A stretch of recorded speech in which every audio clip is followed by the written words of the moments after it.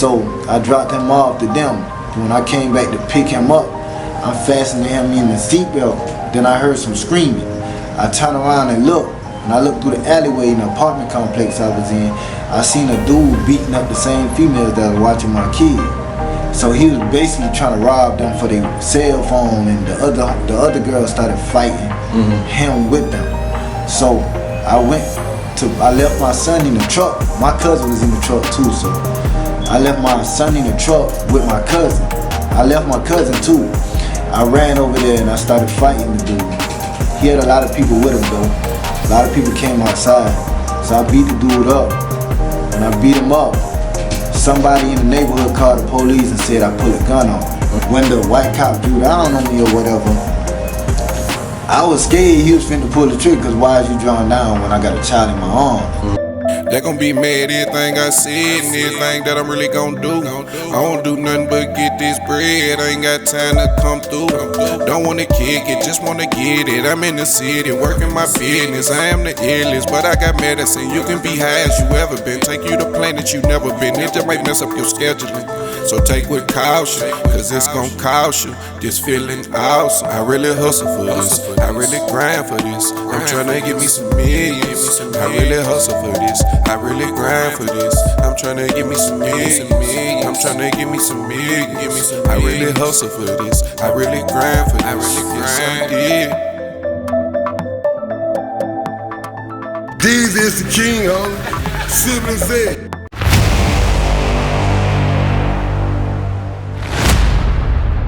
Yo, what it do? It is your boy Waunstar, but you can call me Juan. I am co-hosting today for 615rapgame. Sorry, DjDtec couldn't make it. I had to go and push him out the way, so I'm just gonna be in this mud for today. But we got a very iconic artist coming in for the Carolinas. We got Krazy Obilla in the building. I had to sneak and do this one myself. Don't tell my brother about this though. I had to sneak in and do it. So what it do, Krazy? How you doing today, man? Shit, how you feeling, Juan? Man, feeling good. Look, hey, I heard a lot about you. Glad that you came in and stopped in today. We are most welcome to have you. So you know about me. If you don't know, I get deep in questions. Are you ready for these questions that I gotta ask you today? You ask me anything. Say less then, say less. Now, by you being an artist from South Carolina, right? I know you a rising icon, and I know you done been in the game for a long period of time. So how long have you been an artist, and tell us a little bit more about Krazy Obilla? Well, I started, at first I didn't really like rap. I liked that R&B and gospel music. Okay. So I grew up in the streets, been around hip hop my whole life. My brothers, they rappers and stuff like that. They done had little deals and stuff like that. And I had other family members that been in the game also. Okay. But I ended up going to prison about 2005. And how was that like? How was that like about you being in prison? I know it's hard for everybody, especially being a statistic. You know, becoming a statistic. If I tell you it's easy, I'm lying. But I was young and wild at the time. I honestly, it might sound crazy. I always wanted to experience it and see what it was like. But when I went, I ain't really liked it. I don't like nobody telling me what to do all the time. Yeah. I ain't liked all the marching and all the lockdowns. We stayed on lockdown. Yeah. All the unnecessary riots and this, all that unnecessary gang shit. Being around that 24/7, you know what I'm saying, like things like that. But back to your first question though, you asked me what made me get into the rapping. I got into a riot, and they ended up putting me on a 100-day lockdown. They locked the whole dorm down. So I didn't have a roommate because I was part of the reason why certain things happened. And I got bored in that room by myself. So I could hear the other inmates beating with toothbrushes and stuff, beating on the lockers and stuff like that. I said, man, let me write me a poem or something. So I started writing my baby mama a poem. Yeah. When I started writing my baby mama a poem, I said, I can sing this. I started singing it. I ain't no singer. I can't really sing. Nah, you good. You good. I like that R&B. So I was like, you know what? Let me start rapping. Let me write me some rap songs. I started rapping about my life. You know what I'm saying? My homeboys who died at a young age, all that stuff. So when I started rapping about it, I was like, I wonder if people would like it. Start rapping through the vents. When I start rapping through the vents and the other inmates start telling me that they like it.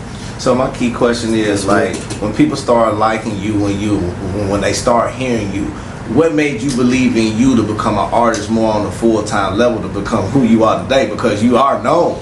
So I'm gonna pick up where I left off. When I started rapping through those vents and they start telling me that they like the music and start telling me to rap it over and over and over and over, I was really kind of shy at first, but rapping through the vents, they can't see me, so I'm good. Yeah.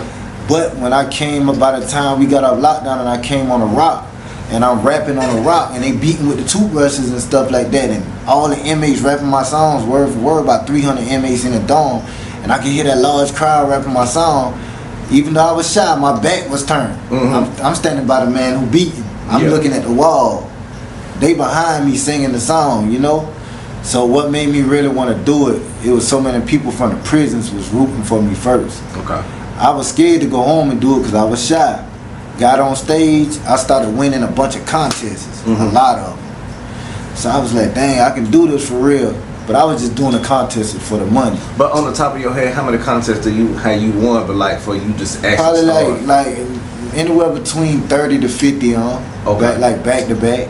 Okay. So I was going there real deep. I saw somebody else win a contest by going with his whole clique. I go with about 50 people with me and I win every time because they know my song. Okay, now that's good to hear. Now my other question is, tell us a little bit more about obilla. I know we was talking about you being, incarcerated, and that's the best way to say it, and what discovered you to be more creative into the musical endeavors that you have today. But tell us a little bit more about Billa on the streets, because I know it had to take Billa on the streets to get there in order for you to get to where you went to change. When I was on the streets, I didn't realize I was really in the streets. Like in my town is one big ghetto town, one big ghetto community. Like even in the suburbs, well, we might think the suburbs, it never was the suburbs. The whole town is basically hood, it's basically street. There ain't really no good place to live around there. Okay. Everything is the same. So, I didn't chose the streets. I grew up without a mama. My mama died when I was 7. My daddy was in feds my whole life. So, I was basically living from house to house, sometimes abandoned houses, stuff like that. So I was around crackheads and stuff. They was basically like telling me what to do to get on my feet. So they got me out here robbing and breaking in houses and stuff like that. And that led to me going to prison. Now, one thing that you did say to me when you came in and said to us, now, I love what you said. You said you get major respect now from every place that you go. That anybody that come in, you'll get them to spin their music, you'll get them to do whatever, and I know that's a lot of clout for an artist, especially an individual, to carry that. How did you get that title and that position to be in them shoes? It's not necessarily a title. The only title is, my name and my reputation, right? So how I got that reputation was I had them put in so much work. I build relationships with like the DJs. I helped some of the DJs become DJs. Okay. I helped some of the cameramen become cameramen. You know what I'm saying? Like I got tired of like begging certain people to rock with me. So I went ahead and, convinced my homeboy, convinced my cousin or my people, man, you should get in this game. They got in the game, they started doing what they doing, and they became, people that was in position.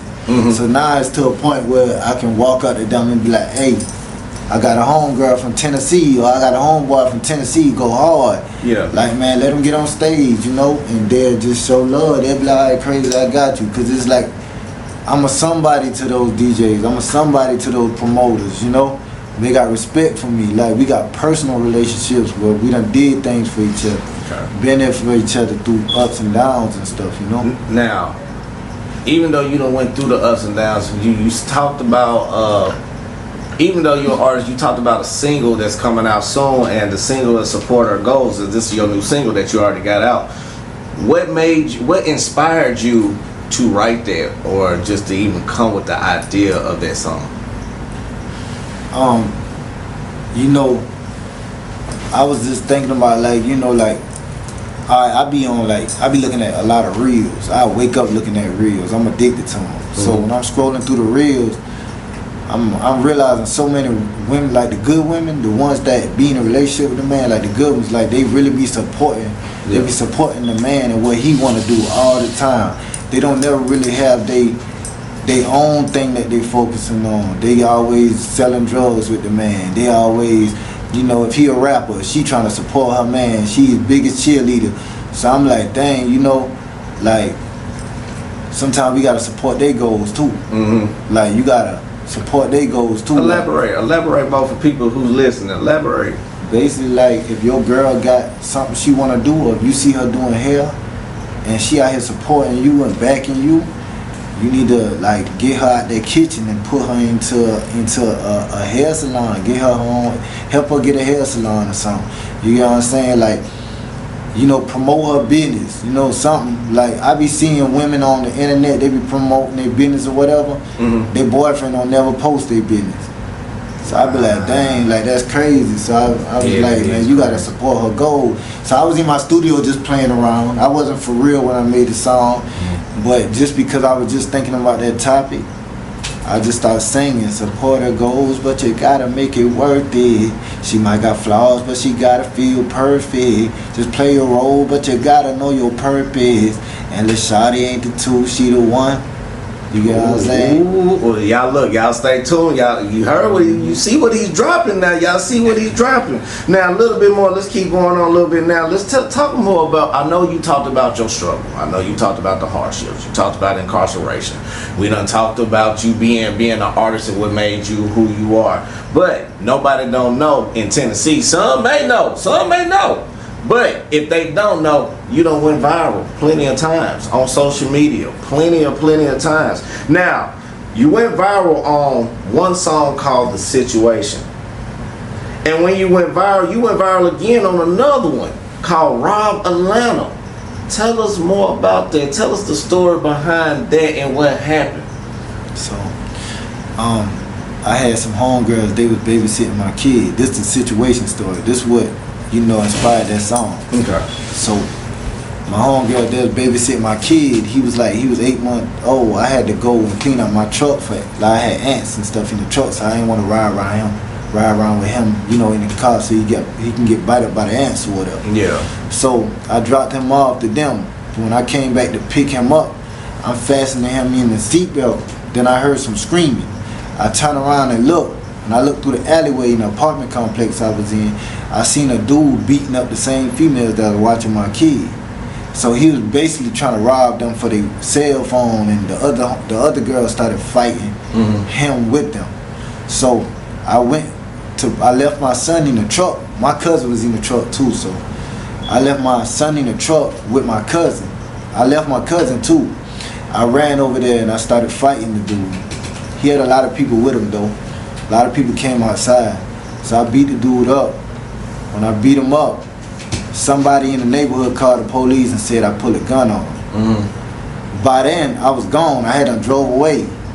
So when I got away from where I was at, I had done parking everything. I had done took my son out the car, holding him in my arms.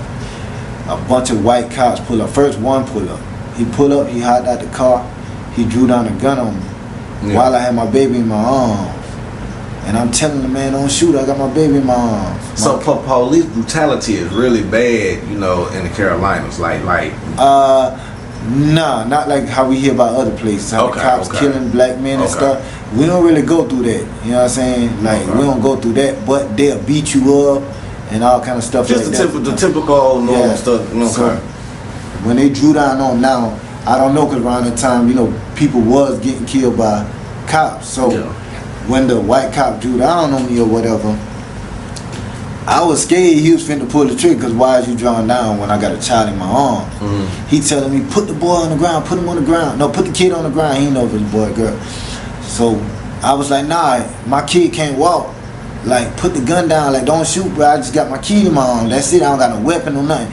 So my cousin was with me too. My cousin became a bail bondsman after this though. Okay. My cousin was with me too. So, you know, he was a witness to the whole thing. They came, more police officers came, more white cops pulled up. They all jumped out and drew down on me. So I was screaming, I got my baby moms, One black cop came up. And I was like, hey, I'm gonna give you my kid. And you know, just make sure they don't shoot me. So I walked to them slowly and gave them my kid. They rushed me, they threw me on the truck, had handcuffed me, had had me to, you know, get in the police car or whatever. They put my cousin to the side after they found a gun in the field. So they say they found a gun. Mm-hmm. So they found a gun in the field. Allegedly, yeah. So they found a gun in the field or whatever, and they tried to get me to own up to the gun. They tried to get my cousin to say that was my gun. I said, if it was my gun, you should be able to tell. It should be my fingerprint should be on the gun. You know what I'm saying? So one cop started yelling. He was like, I'm almost to the end of the story. No, you good. You good. One cop, he started yelling, and he was like, if you don't own up to the gun, I'ma say you held your baby as a human shield. And I said, so you gonna lie on me? So they actually gonna sit up there and say that you put your baby for a human shield. Right. So I'm like, so you just gonna lie on me? And he was like, I can say and do whatever I want. I'm the police. I said, alright. I'm thinking he just saying that. Yeah. Then he said, call DSS to come get the kid. So DSS is child service. When I saw them pull up to get my kid, and they put my kid in DSS, I'm like, nah, give my kid to my cousin. I started screaming. I started kicking on the doors, kicking their windows, trying to get out the police car. They had me in the newspaper front page, said I held my kid as a human shield. So that's why the situation really just came out. The two girls, they was my witnesses of what really happened. Dang. They died in the flood. The flood came through South Carolina. They came to my barn here, and my barn got denied. They was trying to help me get like lawyer money. Yeah. They was going to the strip club. They was dancers, and they died in the flood. It was a flood that came through South Carolina while they was headed to the strip club, and they died trying to go get the lawyer money from me. Okay. Dang, that's real that they tried to do it though. Like I can't say you did have some people that or had witnesses to try to help you get out of that situation. Even though in some people cases, some people not even gonna try to even get involved with that. So I do respect that, and rest in peace to them ladies. Now, so that was the situation. Tell us a little bit more about Rob Atlanta. Tell us about Rob Atlanta, cause we from the South, we from Tennessee, so somebody might even know what Rob means. So tell them, cause they may be thinking you actually just jacking somebody. So tell them about Rob Atlanta. But I'm gonna pick up where I left off and go straight into it. Let's go, cause that's what led to it. Okay. So so when my friends died, when the two females died, right?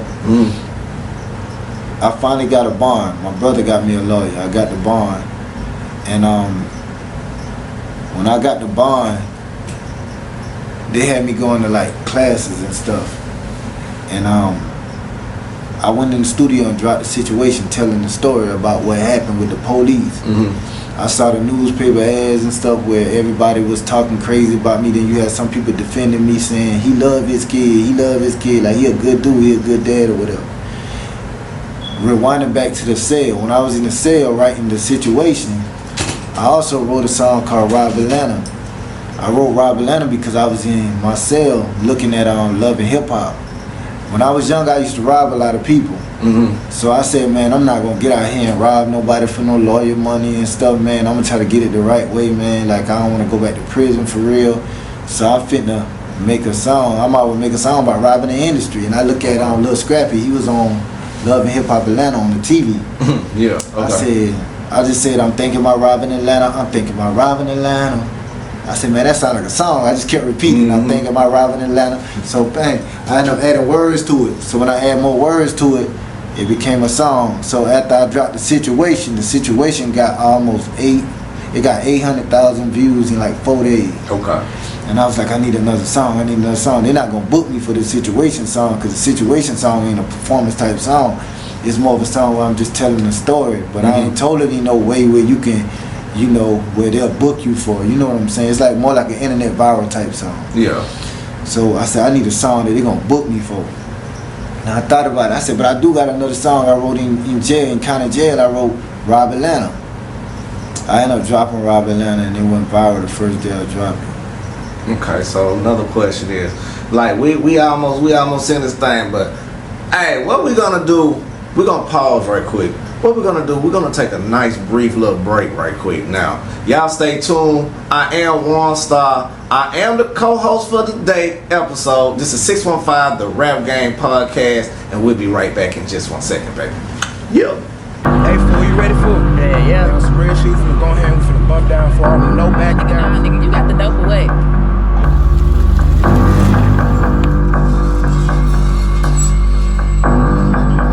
Rico. Well, yeah. Make sure they have my money though, for real. What that Rico for? What you got going on? Long time no hear. I don't know who that boy. Don't just make money. Okay, say no more. I'm finna pull up.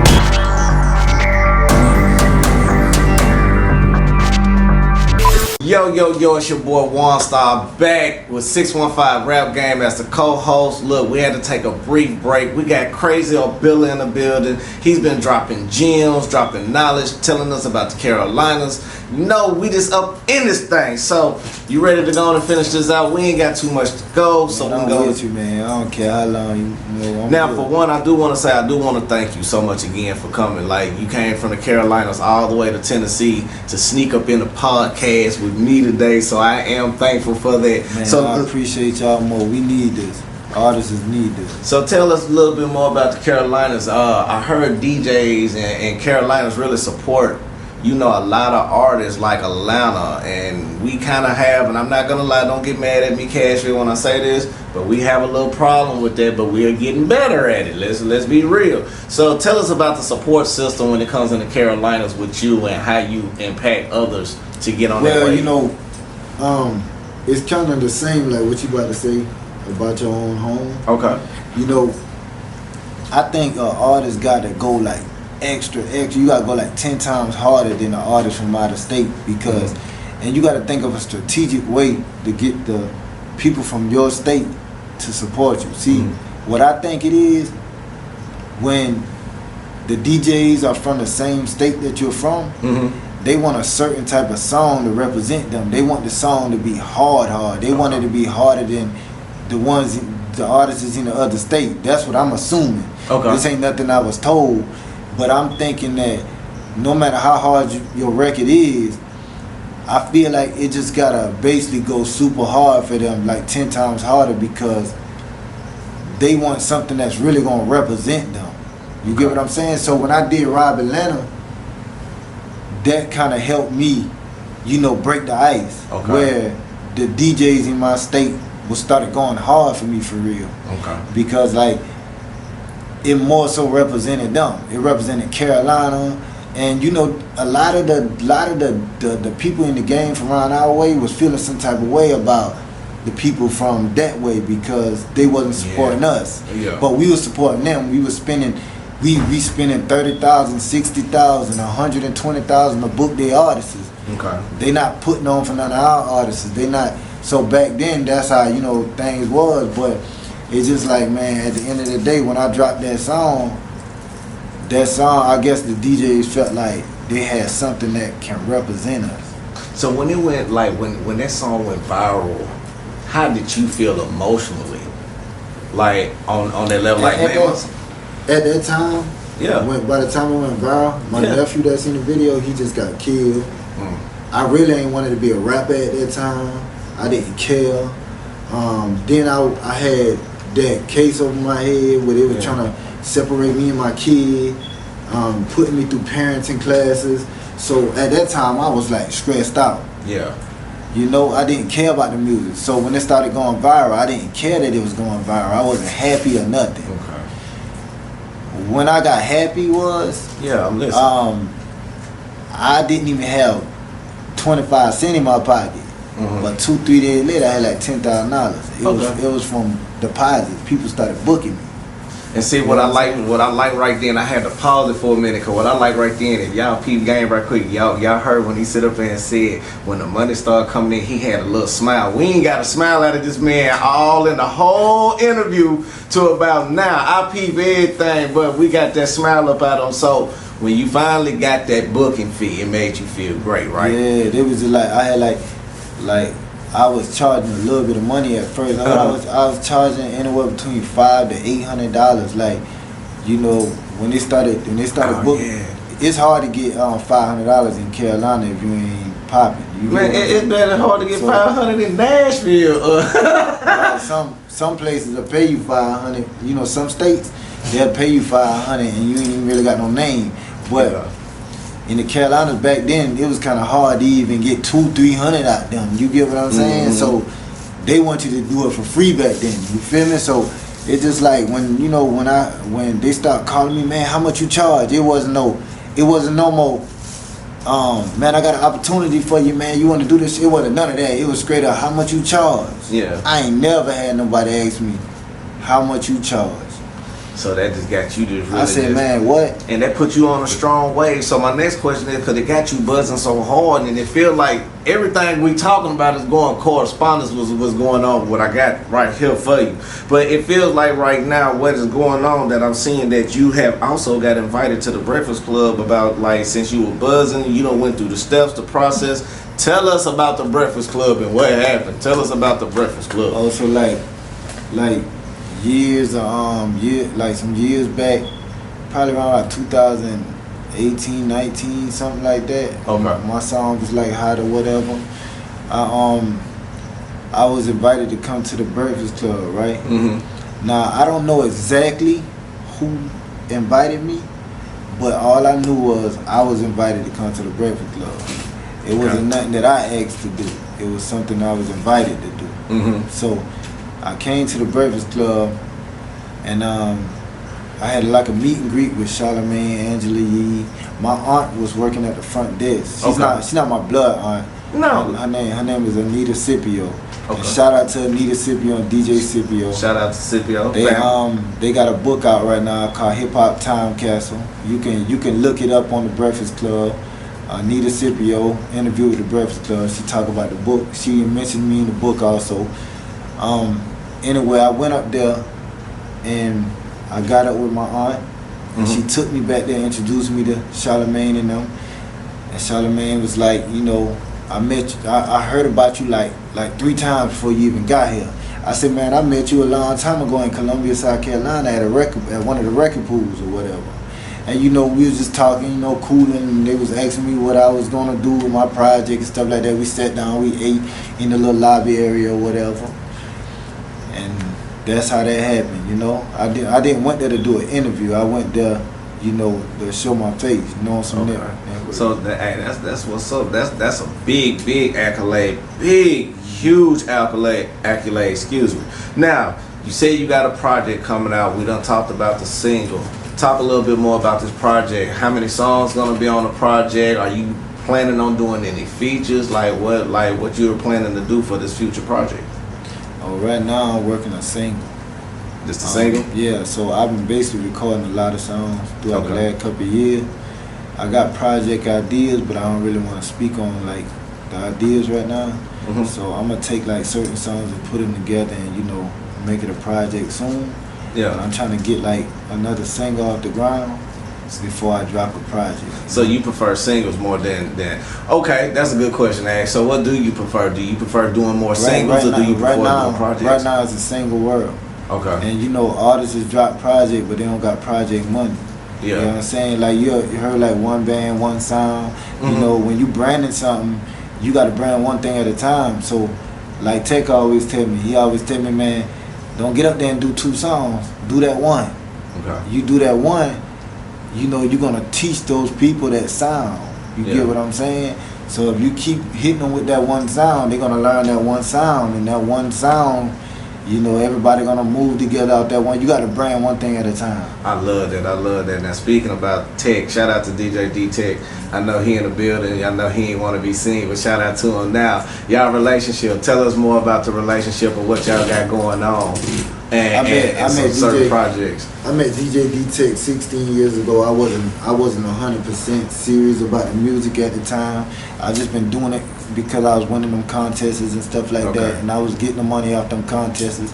So, you know, like when I met Tech back then, he was like one of the first DJs that I took my music to. I had a song called Cut Up back then. Okay. He was the first DJ to listen to my song and tell me that he had liked my music. He was the first one. Mm-hmm. So I wanted to work with DjDtec, but I didn't know much about him at the time. I didn't know what he do. I didn't know nothing until I met DJ Scipio, and DJ Scipio was telling me DjDtec is a legend, and that you need to work with DtEc also because he's a good person to work with. I found out that he was working with the labels. He done broke other artists like Jeezy and the rest of those major artists and stuff like that. So I was like, dang, like I need to get up with DjDtec. But I had so many distractions till, you know, so many other situations, it keep pushing me away and keep pushing DtEc like to the back of my mind to keep it real. So Tech just basically put you up under his wing and just like, hey, let me show you the game. Yeah, see people like him, I've been wanted to get with people like him, but you know it's too many distractions, too many people who claiming they do the same stuff. But see, that's kind of a blessing how that came about because I know about Tech through KDs and remember we still snuck up in here, so y'all don't say nothing till you see this video.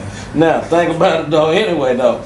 Now I do know about Tech, and I heard Tech is a very genuine soul as a DJ. He do actually extend his open arms to those who got talent. Now I do know that. So by him extending his arm out to you and especially taking you under his wing was a very huge thing because many DJs don't even do that. Yeah, it is though. It is because it's DjDtec number one. You get what I'm saying? Yeah. So like when a DJ like DjDtec reach out to you, because he did reach out to me. I saw him at a record pool.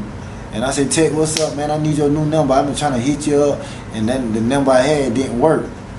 Tech was like, here, look at my new number. Then one day, I don't know how we ended up texting each other, but Tech was like, I don't really meet too many artists that serious. Like, what you want to do? Yeah. And then I was texting him back. And, you know, I felt what he was saying because I've been feeling the same way. Like, damn, I don't really meet too many people who serious. So many people done played messed up. So many people don't try to run off with money and stuff. Like I'm talking real label reps, like people who done been working with Birdman and all of them people. They don't try to run off with thousands of my money and stuff. Yeah. You know, stuff artists go through. You know, but I said, man, I ain't never met no real. And Tech said, man, what's up? What we doing? And I was like, yeah, I'm finna fuck with DjDtec. And see, that's how that happened. So, 2 more questions before we end up getting up out of here. You know, one of them is like, how do you feel about what's going on with the hip hop industry today? Like, you know how the money done kind of switched around, dealing with streaming being more of the financial income for artists. Now it's easier for the platforms for people to get on. How do you feel about that? Only thing I don't like about it, I miss pulling up on people actually giving them the CD with my hand. Because when you put that CD in their hand, you know that they got your music. They got it. You get what I'm saying? Then, you know, it was so much better to me. When you send them a link, you don't even know if they ever clicked on that link. You get what I'm saying? But you know they got their CD. Now, do I know if they ever listen to that CD? Yeah, because I'm going to put it in their CD player. Yeah, like, hey, where your CD player? Hey, let me put this in there real quick. Listen to this song. I just want your opinion. Just listen to the first 5 seconds. When people think you only need 5 seconds, they think that he ain't about to take up much of my time. Just listen to the first 5 seconds right quick and tell me if you think it's a hit off the first 5 seconds. Yeah, so you put in a lot of work. I already know it's a hit. A lot of people telling me I love this song. They already singing it. The whole crowd singing my song. You know what I'm saying? So when I'm giving a CD, I also put in your CD player right now. So that's how it was, you know. Now the last thing that I gotta ask you, if there's anything that you can say to the kids that can help them become a better individual as far as being an artist, especially in this economy that we in right now, what kind of guidance or information that you would give them? Like tell them like you would tell your kids, what would be the best solution? I would tell them to stay consistent, stay disciplined, and stay ready. You get what I'm saying? Yeah. Because you gotta be ready for anything in your journey, because it's gonna be sticks and stones in your way. You know what I'm saying? A lot of people be talking about consistency, but they don't really describe it. A lot of people be saying go hard, but they can't tell you what go hard means. And go hard means stay consistent. You get what I'm saying? Like a lot of people used to tell me, hey, you gotta go hard. And I started asking them, man, what do go hard mean? They just be like, just go hard. Nigga, what it mean? Elaborate. They can't tell me, so I be like, I sat down and asked myself, what do go hard mean? Yeah. And it simply means stay consistent. Because if water consistently hit a rock, it gonna end up cracking, right? Yeah. Yeah, you gotta stay consistent. You know what I'm Man, saying? love that terminology, love that analogy, man. Look, Krazy, it's been a pleasure having you on the show today. Shout out to you, much love. Be safe on them travels back to the Carolinas. Again, thank you for coming to Tennessee, especially on 615 Rap Game. Now, I am your boy Waunstar. I was the co-host. You may not see me again once I get in trouble for this, but anyway, how this go? Look, just want to thank y'all so much, man. Krazy again, thank you. Shout out to everybody who's been rocking too. We see y'all beautiful souls till the next time, man. This is 615 the Rap Game, and I'm Waunstar, and this is Krazy obilla. Yeah. All hell.